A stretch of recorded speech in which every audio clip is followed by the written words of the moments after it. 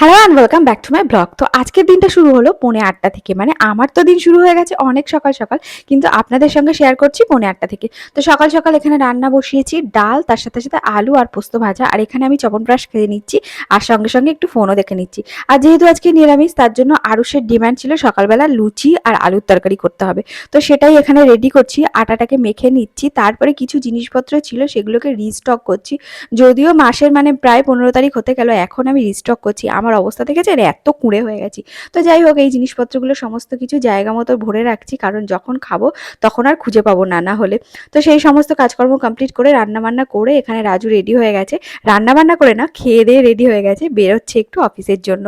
আর এখানে আমরা বিকালবেলা বেরিয়েছি রেডি হয়ে, বেরোচ্ছি একটু মন্দিরে যাব বলে, তার সাথে সাথে টুকটাক এদিক ওদিক ঘুরবো। তো দোকান থেকে একটু জিনিসপত্র নিয়ে নিয়ে চলে গেলাম আমরা মন্দিরের উদ্দেশ্যে। আর এই যে মন্দিরটা যাচ্ছি, এটা হচ্ছে হনুমানজির মন্দির।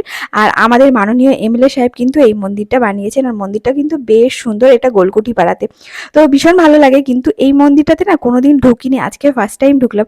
আসলে কি হয়, যখনই ওখান থেকে যাতায়াত করি তখনই দেখি মন্দিরটা বন্ধ থাকে, কিন্তু আজকে দেখলাম লাকিলি খোলা পেয়ে গেলাম। মন্দির থেকে ঘুরে এখানে আমরা বসেছি চা খেতে। আগের দিন যে জায়গাটাতে গেছিলাম, আজকেও কিন্তু সেই সেম জায়গাতে গেছি। এই জায়গাটা কিন্তু নতুন হয়েছে।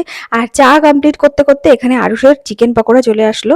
সেটা আরুষ তো খুব মজা করে খাচ্ছিল, যদিও আমি খাইনি, কারণ আজকে শনিবার, তার সাথে সাথে হনুমান জয়ন্তী।